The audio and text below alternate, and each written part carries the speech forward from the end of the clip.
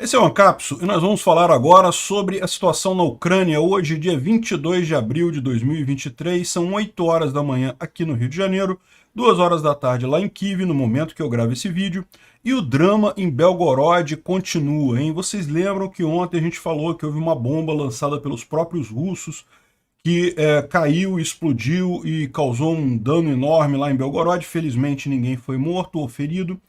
Só que parece que teve uma segunda bomba que caiu do mesmo jeito, só que caiu e não explodiu, muito próximo da primeira ali, né? E isso levanta um monte de questões. Primeiro, a problemática toda lá. Estão evacuando, acho que mais de 8 mil pessoas de Belgorod, porque eles vão ter que tentar desarmar a bomba, mas isso é uma operação arriscada. Então estão tendo que tirar as pessoas todas da região ali. E, enfim, uma complicação danada. Mas, além disso, como é que pode duas bombas falharem a exata mesma falha, né? Uma bomba tem um defeito, a gente entende, né? Coisas mecânicas falham. Mas duas bombas terem essa mesma falha mecânica, isso indica que pode ser um problema de projeto ou talvez um erro do operador, enfim. É muito curioso isso daí, né? Os motoristas russos bêbados acabaram de destruir 2 sistemas de defesa antiaéreos. Um aqui em Melitopol e outro lá na Rússia. Muito engraçado isso, a gente vai ver isso daí. E os russos fizeram também um grande bombardeio aqui na margem direita do Dnipro, próximo a Kherson, tentaram avançar em alguns pontos, tentaram cruzar o rio Dnipro em alguns pontos, né? A questão toda ali claramente foi um teste que eles fizeram, que eles estão preocupados justamente dos ucranianos fazerem a contraofensiva por ali, e eles quiseram testar as defesas, como é que estavam os ucranianos nessa região, se tinha muita gente, se tinha pouca gente. Em Bakhmut, temos boas notícias. Os ucranianos conseguiram não apenas repelir qualquer avanço russo, mas também fazer um bocado de prisioneiro de ontem para hoje, né?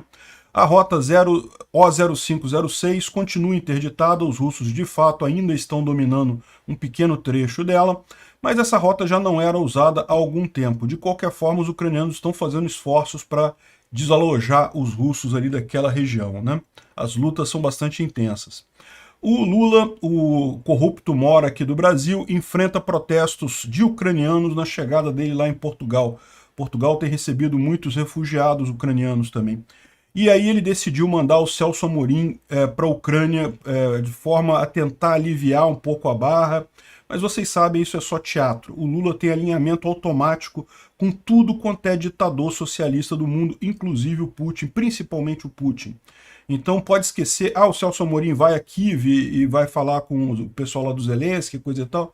É provável que sim, que vá fazer isso, mas pode ter certeza, isso é apenas uma coisa protocolar. O coração do Lula, a gente sabe onde é que está. Está no lado negro da força.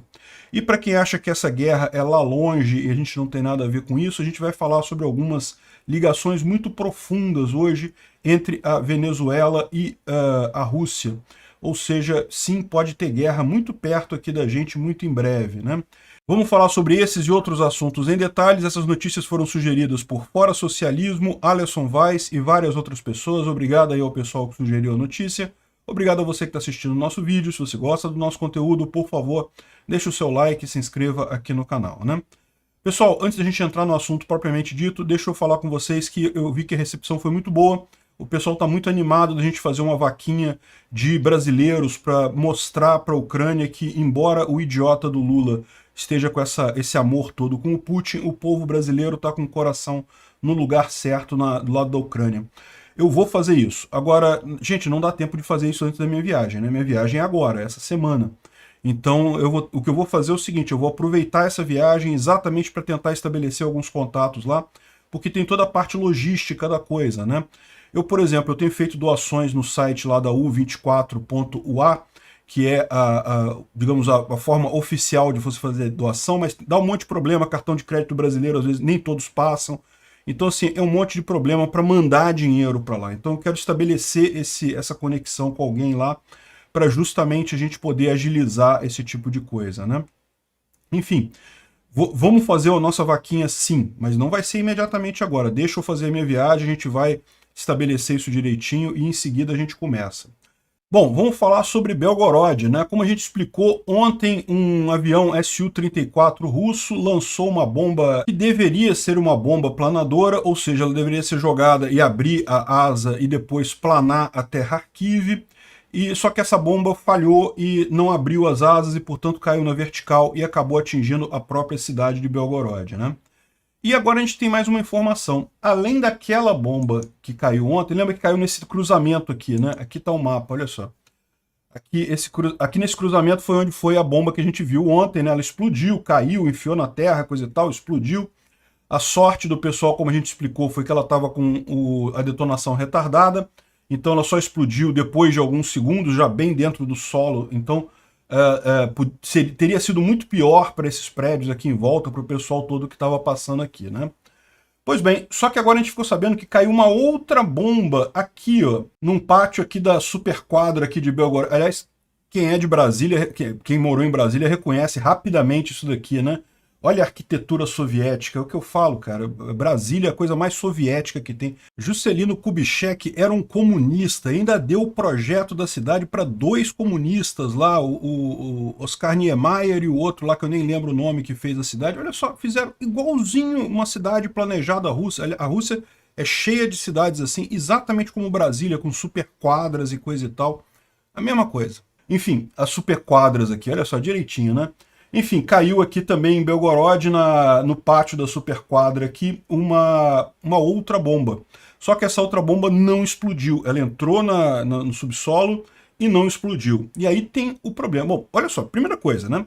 A gente tem três erros nessas bombas, porque as duas bombas deveriam ter aberto as asas e não abriram. As duas não abriram. E além disso, uma delas não explodiu, não detonou. Elas deveriam ter detonado, né? Para você ver a qualidade desse equipamento russo de qualquer forma. E a outra coisa estranha é dois erros iguaizinhos em duas bombas, né? Parece uma coisa que deve ter alguma causa comum nisso daí. Ou o projeto está mal feito, ou o operador tinha que apertar algum botão lá que ele não apertou. Enfim, não dá para saber exatamente o que houve, mas muito estranho esse negócio. Eu já falei ontem que tinha outra coisa estranha, que era o fato deles lançarem essas bombas em cima de Belgorod, né? Ou seja, caramba, você está lançando uma bomba, tudo bem que a bomba vai planar e vai cair lá na frente, mas você vai lançar a bomba em cima da cidade, né? Tem tanto espaço aberto ali. Então essa é a questão. A bomba caiu aqui, eles estão evacuando essa área toda aqui. Parece que são 8.000 pessoas, aqui estão os ônibus fazendo a evacuação do pessoal ali de Belgorod. Aqui está o comunicado oficial, né? Se você traduzir isso daqui, o pessoal falando que realmente houve um estado de emergência ali na região, o explosivo foi encontrado por especialistas, né? E vão ter que neutralizar ele ali no local ali, né? Então, com isso, eles estão evacuando um raio de 200 metros, são 17 apartamentos, 17 prédios na região ali, ou seja, realmente, deve ser esses prédios todos aqui próximos da região, eles estão evacuando para fazer esse desarme da bomba, né? Então olha que coisa, que dor de cabeça que está causando isso daí, né? Bom, o primeiro a gente sabe, aparentemente não teve nenhum ferido, nenhum morto, vamos torcer para que também não tenha isso, por mais que seja culpa lá dos russos mesmos, né? Aqui tem algumas coisas curiosas que aconteceram também com um motorista russo bêbado. Olha só que coisa, isso aqui foi em Melitopol. Os caras derrubaram um sistema de defesa antiaérea aqui, o Tor. O cara foi fazer a curva, tá vendo? O sistema estava em cima do caminhão, o cara foi fazer a curva com muita velocidade e a carga simplesmente tombou ali na curva que ele ia fazer ali. Olha que dor de cabeça isso, hein? Melitopol. E não foi o único não, teve esse outro aqui, esse outro S-400 também. Isso daqui foi aonde? Tula, Oblast de Tula, a região de Tula lá na Rússia, né? Tula fica nessa região aqui, ó, próximo a Moscou, entre a Ucrânia e Moscou aqui, né? Mas bem no interior da Rússia. Aqui também parece que pegaram um motorista, ele estava com 0,33 miligramas por litro de sangue de álcool, né? O que é um valor alto isso daqui. Muita gente estaria como alcoólico com isso daqui. Mas enfim, parece que o motorista se feriu e o sistema teve algum dano também, né? Mas eles vão consertar, evidentemente, tal como o outro aqui, né? Mas pelo menos por algum tempo tiraram de operação aí dois sistemas antiaéreos russos, né? E ontem teve também mais um ataque com drones Shahid, né, sobre a Ucrânia. Foram 5 drones lançados pelos russos, dos quais 4 foram derrubados pelos ucranianos, né? Os russos têm usado agora praticamente todo dia uma leva dessas de dronezinhos.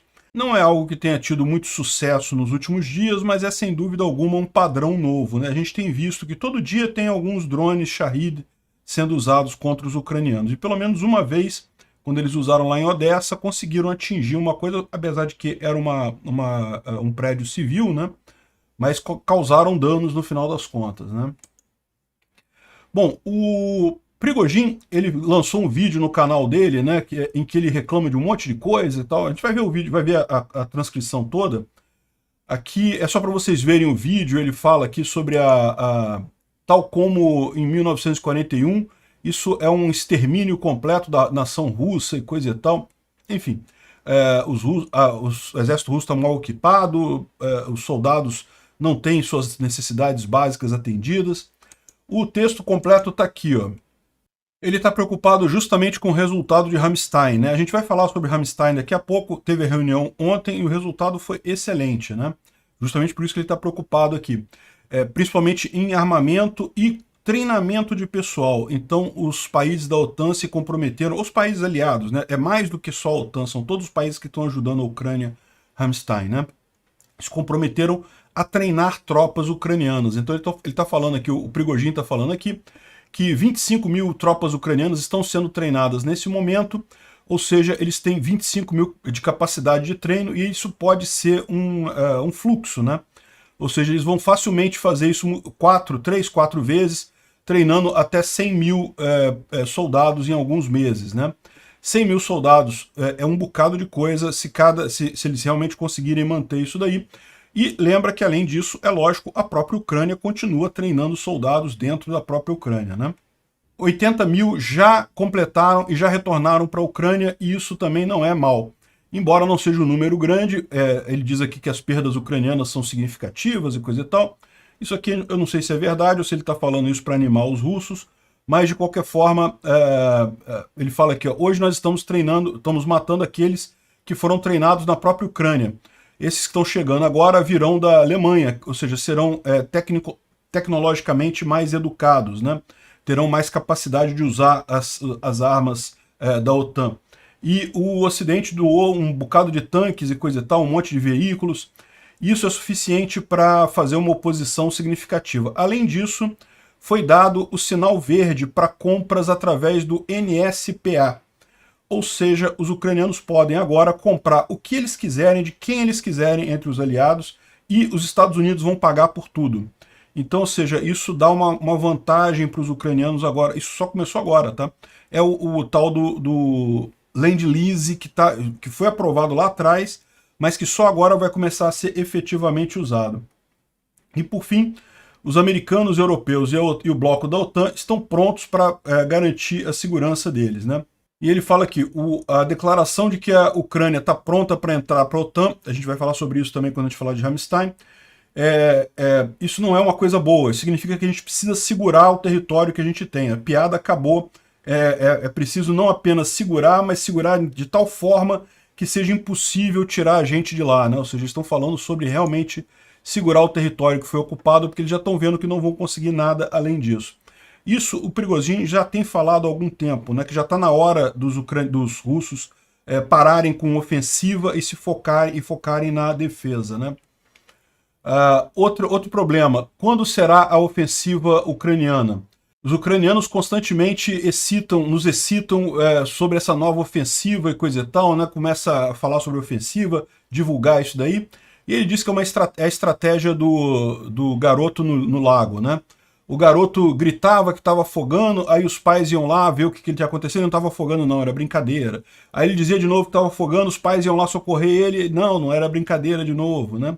Aí uma hora, quando ele realmente estava se afogando, os pais falaram, não, agora não interessa, ele deve estar de brincadeira, só que ele estava se afogando de verdade, o garoto acabou morrendo, né? E o que ele diz aqui, a visão dele dessa estratégia, é que eles estão esperando os russos não ficarmos mais preocupados com isso, acharmos que esses caras não vão fazer contraofensiva coisa nenhuma, e daí parar de reagir ao choro deles, e aí nesse momento que eles vão fazer a contraofensiva. Hoje a ofensiva não começa por um motivo muito simples, tem muita lama, né? Você vê aqui que ainda tem algumas chuvas ainda e coisa e tal, mas já está num número menor e a tendência é agora ter mais dias de sol e coisa e tal, temperatura subindo um pouquinho, a tendência é secar o terreno lá na Ucrânia, né? Mas enquanto isso não acontece, no território hoje, mesmo picapes não conseguem passar nos campos que não são, isso sem falar nos Urals, né, que são aqueles caminhões de carga, equipamentos, tanques, o solo ainda precisa de cerca de 10 dias para secar. Quando eles vão avançar, provavelmente vão fazer a decisão deles, mas vai ser depois disso, né? Então nós precisamos estar preparados 10 vezes, para que não aconteça como em 1941, quando eles disseram que estava tudo bem, disseram para Stalin que estava tudo em ordem, que havia um acordo com a Alemanha, não tem contrato e nunca vai ter. Então eles virão e vão tentar nos estraçalhar e coisa e tal, e nós precisamos resistir, coisa e tal.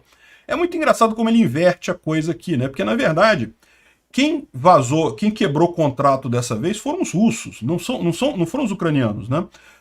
Havia o memorando de Budapeste para garantir as fronteiras ucranianas de 1994, foi o tratado em que os ucranianos entregaram as armas nucleares para os russos, e tinha também ainda o acordo de Minsk, né, que foi feito em 2015, que também garantia o cessar-fogo ali na região, que os russos não avançariam mais, né?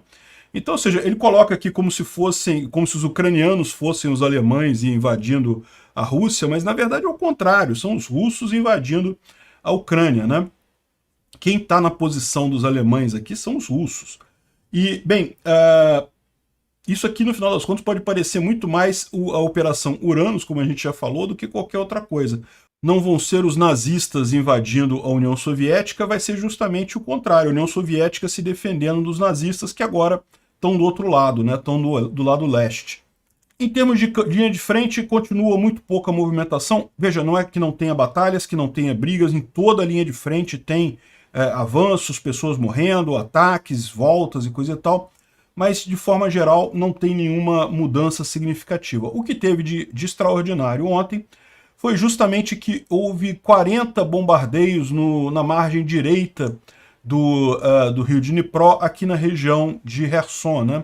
Então, vocês sabem, aqui em Kherson, mais de 40 bombardeios aconteceram aqui, e segundo eles estão dizendo aqui, algumas tentativas dos russos de atravessarem o rio, de acostarem do outro lado, né? E seria uma dúzia de invasores em um barco simples e coisa e tal, que tentaram chegar nas ilhas lá no Dnipro e foram destruídos pelos militares ucranianos.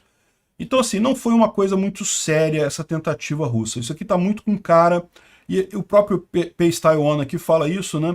Que está com cara que eles estão tentando sentir a situação, ou seja, os russos fizeram esse movimento todo, bombardearam o outro lado, tentaram atravessar exatamente para ver o que tem ali, né? Qual é a defesa, qual é a força ucraniana no lado direito ali, né?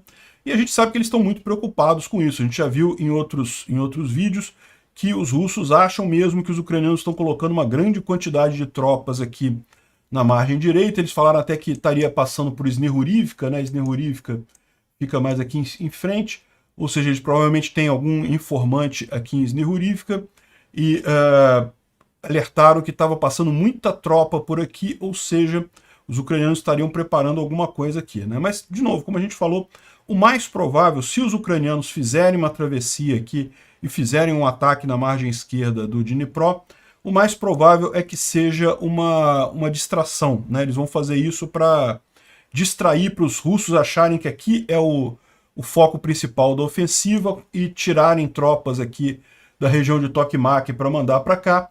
E o mais provável mesmo é que a ofensiva seja aqui em Zaporizhia, tentando chegar a Melitopol, né? A gente já viu isso ontem, isso continua sendo o mais provável, mas vamos ver, né? A gente não sabe. Ninguém aqui sabe exatamente quais são os planos ucranianos e só nos resta aguardar com relação a isso, né? Bom, com relação a Bakhmut é a outra região que continua muito tensa por aqui, né? Como a gente viu ontem, os russos chegaram a interromper aqui, ou chegaram muito perto de interromper a O0506, que é uma das estradas que pode ser usada para abastecer Bakhmut, né? Mas atualmente eles estão usando uma outra estradinha que passa aqui pelo meio, aqui, ó. Não dá nem para ver nesse gráfico aqui. Não é nem essa N32 aqui, nem essa O0506, é uma outra estrada de chão que tem aqui, que consegue chegar aqui também em Chassiviar, né? Então, essa estrada aqui, parece que os russos ainda estão com controle sobre ela, ou seja, estão aqui na margem, não pode ser usada pelos ucranianos, mas na verdade, se você olhar aqui, ó, isso aqui é uma visão justamente desse ponto. Repara a briga que está acontecendo aqui. A briga toda está acontecendo nessa trincheira, nessas trincheiras aqui, ó. Aqui é a estrada passando aqui embaixo, está vendo, fazendo a curva dela. E repara como é que está a situação da estrada aqui, né?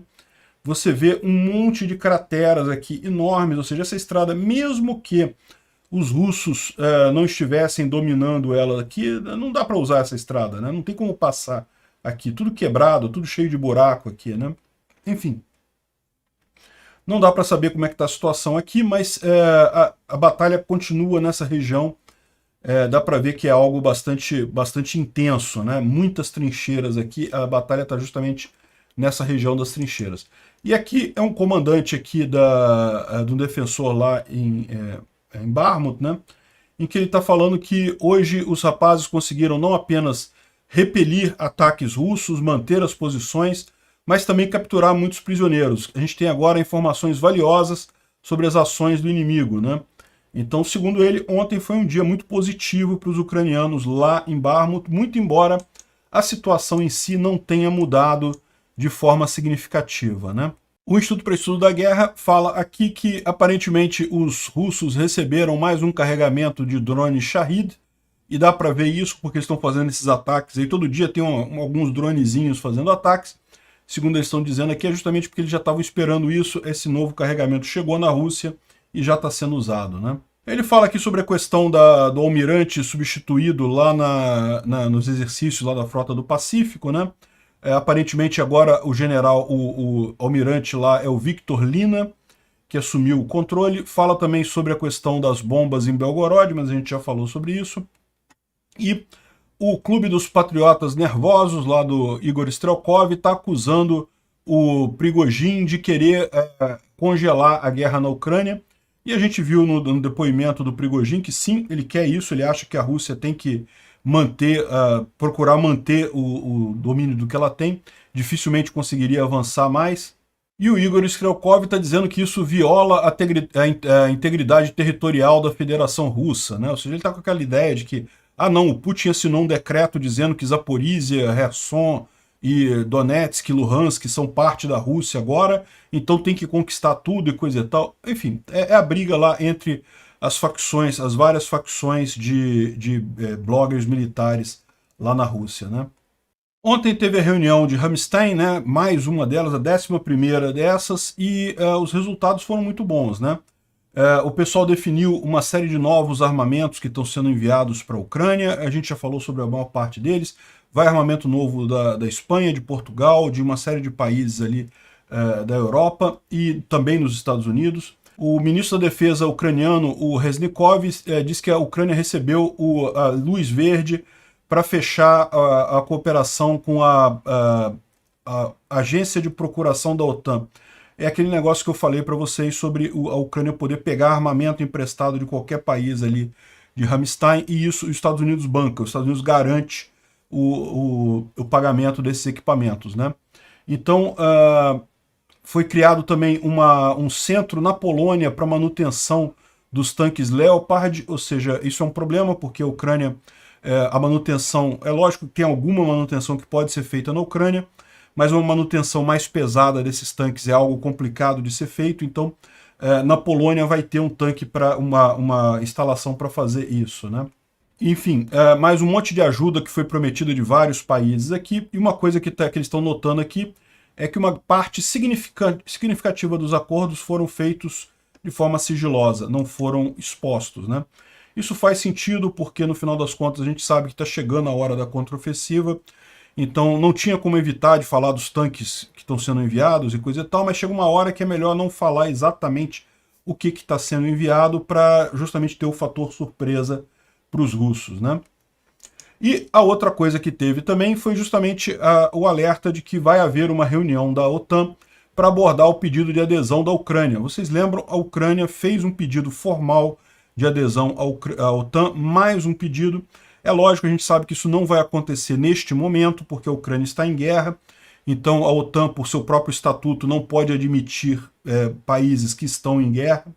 Mas é aquilo que a gente estava falando até ontem, né? O próprio pessoal lá, o Arestovich, estava preocupado, que ele falou, porque mesmo a Ucrânia vai vencer essa guerra, mas a Rússia vai ficar um tempo, vai se preparar novamente e vai querer fazer um novo ataque à Ucrânia mais para frente, né? Então é importante ter essa visão de que a Ucrânia vencendo essa guerra, provavelmente o caminho vai ser a entrada dela para a OTAN, né? E o Stoltenberg, que esteve em Kiev ontem também, né, ele falou que todos os membros da OTAN concordam que a Ucrânia vai eventualmente entrar para a aliança, né? Então todos estão cientes disso. Ele não disse que vai entrar para a aliança neste momento, ele falou que eventualmente a Ucrânia vai entrar para a OTAN, né? E a gente sabe disso, a gente sabe que isso é um desejo ucraniano já de muito tempo, e a Rússia deixou muito claro que essa é a única saída, porque enquanto a Ucrânia não for da OTAN, a Rússia vai sempre querer voltar e atacar mais, né? Eles atacaram em 2014, a coisa foi acalmada, botaram panos quentes e coisa e tal. O fato de eles terem tornado a atacar em 2022 mostrou claramente que não há alternativa para a Ucrânia. Ou a Ucrânia entra para a OTAN ou nunca vai ter paz ali naquela região, né? Então ficou claro isso daí. Quem não gostou dessa declaração do Stoltenberg foi o Viktor Orbán. O Viktor Orbán, ele é o primeiro-ministro da Hungria, né? E ele é muito ligado à Rússia e é um dos poucos membros da OTAN que tem feito cara feia com essa aproximação da OTAN com a Ucrânia, né? O Orbán tem mantido uma posição que ele diz ser neutra, mas é aquela posição neutra estilo Bolsonaro, né? Posição neutra, mas não, o Putin tem razão em algumas coisas e não sei o que lá. E esse tipo de coisa não pega bem no final das contas, né? Além disso, o Orbán, ele não tem feito nada de forte em relação a isso, mas ele seguidamente lembra o caso da Grande Hungria, né? A Hungria já foi muito maior do que ela é hoje, né? Com as sucessivas guerras, ela acabou perdendo muito território, inclusive uma parte para a Ucrânia, né? A parte lá, o Transcarpátia, né? Que hoje está na Ucrânia e já fez parte no passado da Hungria, né? Bem como para praticamente todos os vizinhos aqui, né? A Romênia, todos os vizinhos aqui foram alguma coisa da Hungria acabou sendo tomada, né? Agora, é aquilo que eu falo para vocês, né? A grande questão é justamente o passado. Se você for olhar o passado, o tamanho de cada país no passado, simplesmente não tem saída, porque foram tantas guerras nessa região ali da Europa que nunca teria paz se todo mundo quiser conquistar seu tamanho máximo territorial. Não adianta, né? O caminho é a cooperação, é todo mundo fazer parte da Europa e ter a cooperação econômica, que é muito mais importante do que você ser proprietário do território no final das contas, né? Mas o Orbán, por questão de nacionalismo, ele de vez em quando joga esses mapas assim, da Grande Hungria. Eu não creio que ele queira de fato, que ele tenha ambições de fato de fazer isso, de exercitar esse tipo de coisa, mas ele usa isso politicamente sim, né?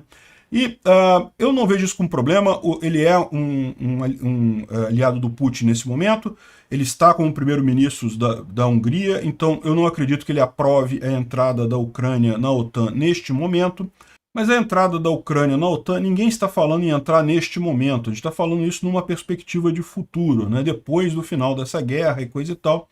E daí eu não vejo muitos problemas, não. Eu acho que existe uma possibilidade grande da Hungria acabar aceitando essa entrada da Ucrânia na OTAN, inclusive porque vai sofrer pressão do resto da OTAN, que pode optar, sim, por retirar o membro de dentro da OTAN, né? Ou seja, a Hungria poderia acabar sendo isolada dentro da comunidade ali, né? O Cazaquistão, que é um outro país que está buscando também se tornar mais independente da Rússia, né, já fez parte da União Soviética, hoje em dia é um país independente, e ele aumentou em 6 vezes a exportação de petróleo contornando a Rússia, né? Antigamente, o Cazaquistão exportava óleo basicamente através da Rússia, usando os oleodutos da Rússia, né? O Cazaquistão, para quem não sabe, esse país, é enorme o país, tá? O Cazaquistão é muito grande. E tem muito petróleo também, tem muita riqueza mineral aqui. É um país que é muito deserto, tem pouca área verde, só aqui no norte, coisa e tal, e mais ao sul também.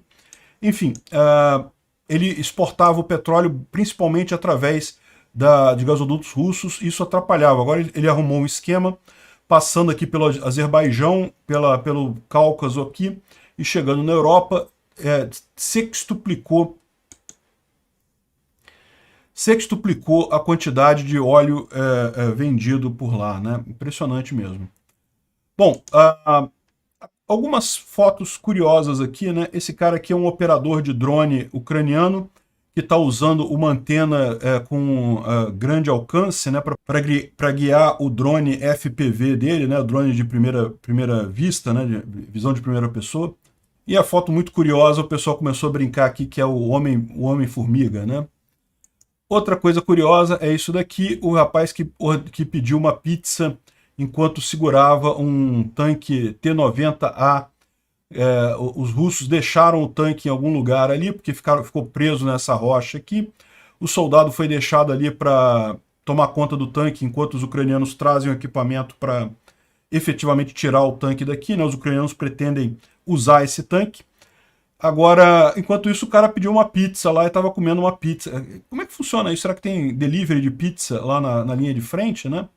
Olha que bacana. Outra imagem curiosa que está circulando por aí ontem, né?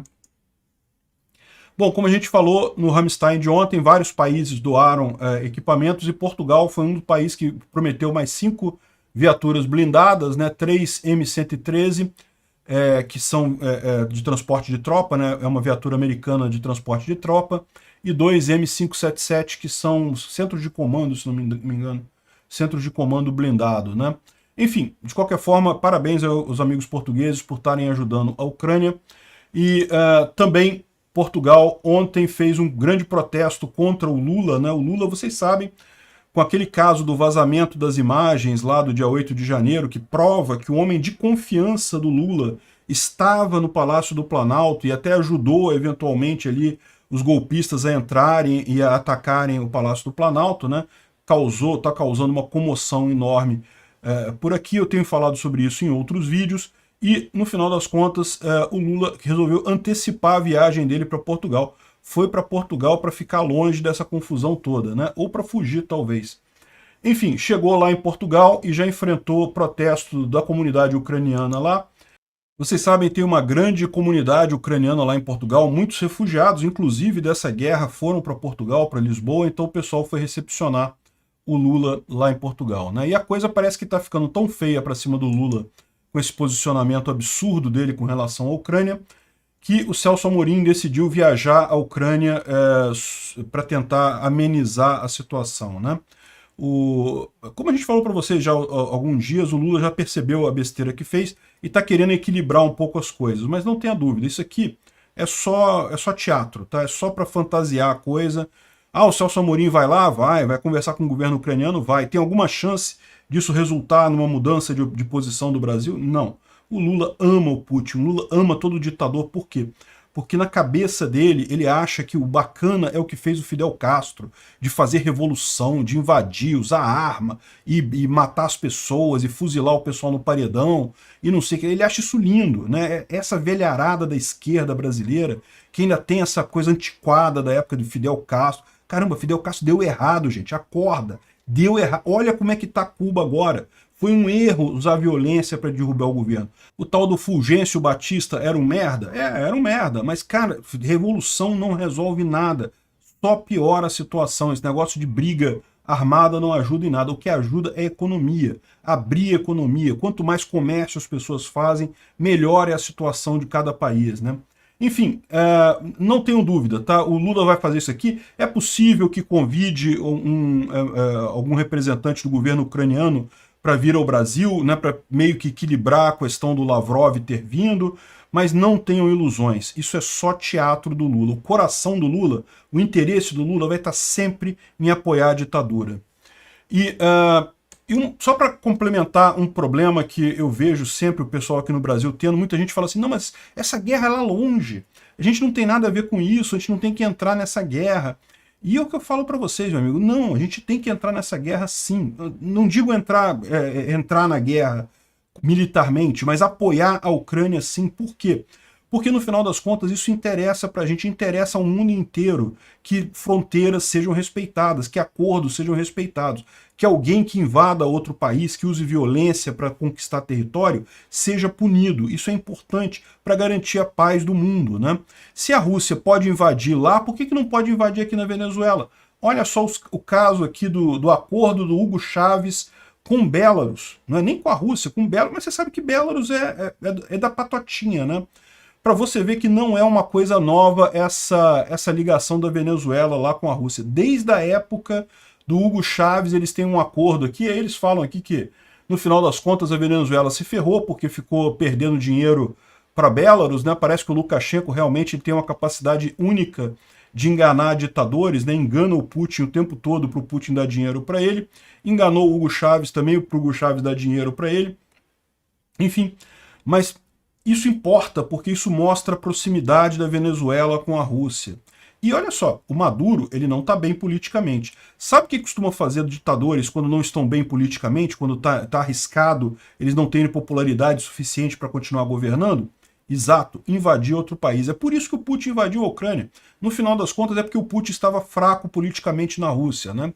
E lembra, para quem não sabe de história, felizmente o Brasil não tem nenhuma fronteira controversa significativa, né? Tem algumas ilhotazinhas em Rio, coisa mínima, né? Mas os nossos vizinhos do norte têm um bocado de problema aqui. Olha só essa área enorme aqui, quase metade da Guiana, que é reclamada pela Venezuela. Essa área toda aqui, segundo a Venezuela, pertence à Venezuela, segundo a Guiana, pertence à Guiana. Hoje é a Guiana que tem legitimidade, que tem a soberania sobre aquilo ali. Mas repara, quase metade do território dela. E não é só aqui não, tem também entre o Suriname e a Guiana, entre o Suriname e a Guiana Francesa.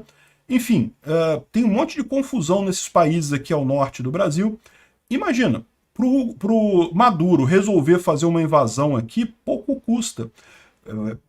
Ditador ameaçado em sua popularidade adora invadir outros países. E aí, olha só, o Brasil vai ter um pepino na mão. Por quê? Porque certamente vai ser chamado para intervir nisso daqui. E aí, essa coisa que para todo mundo aqui no Brasil é só uma teoria, não, tá lá longe, lá na Europa, a gente não precisa se preocupar com isso e coisa e tal, vai acabar revertendo em filhos nossos tendo que ir para a guerra aqui do lado. A gente tem que garantir que Putin perca, e perca vergonhosamente, para acabar com essa esperança de ditadores de resolver problema político invadindo o país ao lado. Obrigado por assistir o vídeo até o final. Além de curtir, compartilhar e se inscrever no canal, considere se tornar patrocinador com valores a partir de R$ 1,99. Clique no botão Seja Membro abaixo para saber as condições e vantagens de patrocinar o canal. Mais informações sobre o nosso projeto, visite nossos sites indicados na tela.